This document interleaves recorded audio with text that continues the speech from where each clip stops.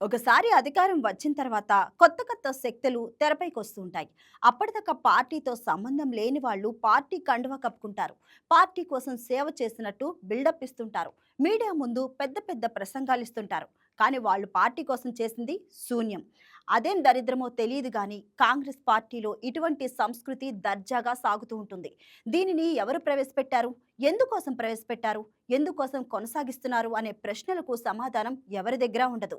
పైగా పార్టీ కోసం కష్టపడకపోగా పార్టీని ఇబ్బంది పెట్టడానికి 10 మందిలో చులకన చేయడానికి బ్రహ్మాండంగా వీళ్ళు ముందుకొస్తూ ఉంటారు. వీళ్ళ వల్ల కాంగ్రెస్ పార్టీని ఎవరో బయట వాళ్ళు ఓడించాల్సిన అవసరం లేదు. వీరు జస్ట్ 4 మాటలు మాట్లాడితే చాలు కాంగ్రెస్ పార్టీకి ప్రత్యర్థి అవసరం లేకుండానే ఓటమి ఎదురవుతుంది.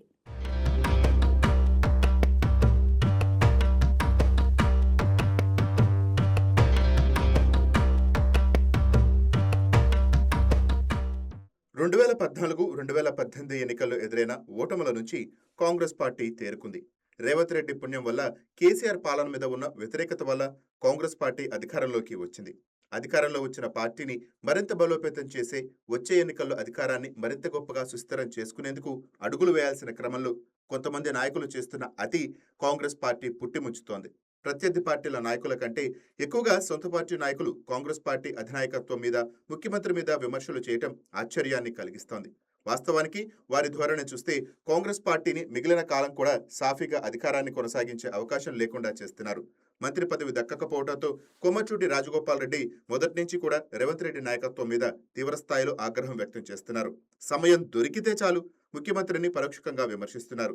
దోపిడీకి పాల్పడుతున్నారని, దుర్మార్గాలకు పాల్పడుతున్నారని, కబ్జాలు చేస్తున్నారని ఆరోపిస్తున్నారు. తనకు మంత్రి పదవి ఇవ్వాల్సిందేనని మొహమాటం లేకుండా చెప్తున్నారు. తనకు మంత్రి పదవి ఇవ్వకపోతే పరిణామాలు వేరే విధంగా ఉంటాయని హెచ్చరిస్తున్నారు.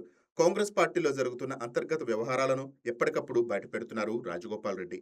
బయట నుంచి వచ్చిన వారి ఆధిపత్యం ఎక్కువై నిజమైన కాంగ్రెస్ నాయకులను అణిచివేస్తున్నారని, తెలంగాణ ఉద్యమకారులకు తగిన గుర్తింపు లేదని ఆయన ఆరోపిస్తున్నారు.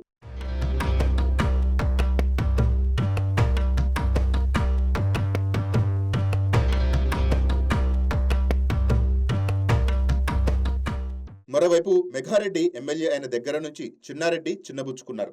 కాంగ్రెస్ పార్టీ నాయకత్వం మీద, ముఖ్యమంత్రి మీద ఆయన విమర్శలు చేస్తూనే ఉన్నారు. ఏమాత్రం వెనుకడుగు వేయకుండా దూకుడుగా మాట్లాడుతున్నారు. మేఘారెడ్డి ముడుపులు ఇచ్చారని, ఎమ్మెల్యే టికెట్ దక్కించుకున్నారని ఇటీవల కాలంలో ఆయన తీవ్రస్థాయిలో విమర్శలు కూడా చేశారు. అవసరమైతే తాను మరో జీవన్ రెడ్డి లాగా మారతానని హెచ్చరికలు జారీ చేశారు.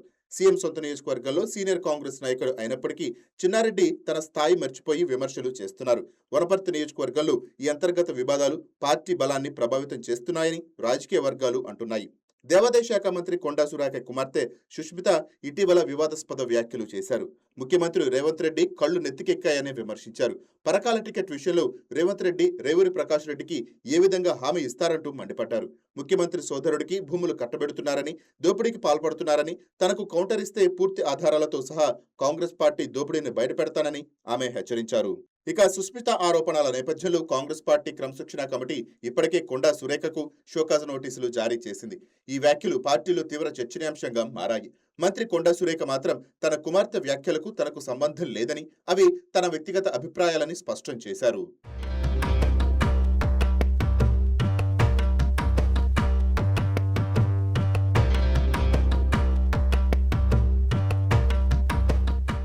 ఇక జడ్చర్ల ఎమ్మెల్యేగా కొనసాగుతున్న అనిరుద్ రెడ్డి ఇటీవల కాలంలో కాంగ్రెస్ పార్టీ మీద, ప్రభుత్వం మీద తీవ్రస్థాయిలో విమర్శలు చేస్తున్నారు. ముఖ్యమంత్రి మీద నేరుగా ఆరోపణలు చేస్తున్నారు. అంతేకాదు పార్టీ నాయకత్వం వ్యవహరిస్తున్న తీరు పట్ల తీవ్రంగా మండిపడుతున్నారు. ముఖ్యమంత్రి సొంత జిల్లాకు చెందిన ఎమ్మెల్యే అయినప్పటికీ అనిరుద్ రెడ్డి ఏమాత్రం భయపడటం లేదు. పైగా ముఖ్యమంత్రి పర్యటనలకు ఒక్కోసారి దూరంగా ఉంటున్నారు. నిత్యం వివాదాస్పద వ్యాఖ్యలు చేస్తూ మీడియాలో కనిపిస్తున్నారు. యువ నాయకత్వానికి ప్రోత్సాహం లేదని, మంత్రి పదవి అవకాశాలు కల్పించాలని ఆయన స్వరం పెంచుతున్నారు. ఈ నలుగురు మాత్రమే కాదు, ఇంకా చాలా మంది నాయకులు కాంగ్రెస్ పార్టీలో ఉంటూ ముఖ్యమంత్రి రేవంత్ రెడ్డి నాయకత్వంలో పనిచేస్తూ ఆయన్ను విమర్శిస్తున్నారు. పైగా ఇటీవల కాలంలో తమ స్వరాన్ని పెంచి ప్రతిపక్ష నాయకులను సైతం మించిపోతున్నారు. వీరి వ్యవహార శైలి ఇలాగే ఉంటే వచ్చే రోజుల్లో కాంగ్రెస్ పార్టీ అధికారంలో కాదు కదా, కనీసం చెప్పుకునే స్థాయిలో సీట్లు సాధించే అవకాశం కూడా ఉండదని రాజకీయ విశ్లేషకులు అంటున్నారు. పార్టీలో అంతర్గత ఐక్యత లోపించడం, సీనియర్ నాయకులు, యువ నాయకుల మధ్య అసమ్మతి పెరగటం ప్రభుత్వ పనితీరుపైన, పార్టీపైన ప్రభావం చూపనుంది.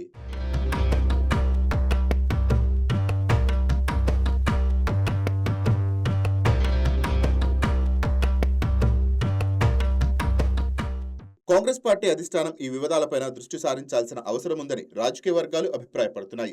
క్రమశిక్షణ చర్యలు, అంతర్గత చర్చలు, సమన్వయం ద్వారా ఈ అసమ్మతిని అరికట్టాలని సూచిస్తున్నారు.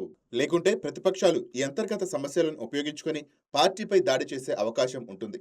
రేవంత్ రెడ్డి నాయకత్వం ఈ సవాళ్లను ఎలా ఎదుర్కొంటుందనేదే తెలంగాణ రాజకీయాల్లో కీలక అంశంగా మారింది. పార్టీ బలోపేతం, ప్రజా సేవ, అభివృద్ధిపైన దృష్టి సారించాల్సిన సమయంలో అంతర్గత వివాదాలు పార్టీని బలహీనపరుస్తున్నాయని విమర్శలు వస్తున్నాయి. ఈ పరిణామాలు తెలంగాణ కాంగ్రెస్లో లోతైన అసమ్మతిని సూచిస్తున్నాయి. సొంత నాయకుల నుంచి వస్తున్న విమర్శలు పార్టీ ఐక్యతను ప్రశ్నార్థకరం చేస్తున్నాయి. వచ్చే ఎన్నికల్లో పార్టీ బలం నిలబెట్టుకోవాలంటే ఈ అంతర్గత సమస్యలను పరిష్కరించాల్సిన అవసరం ఉందని రాజకీయ విశ్లేషకులు అభిప్రాయపడుతున్నారు.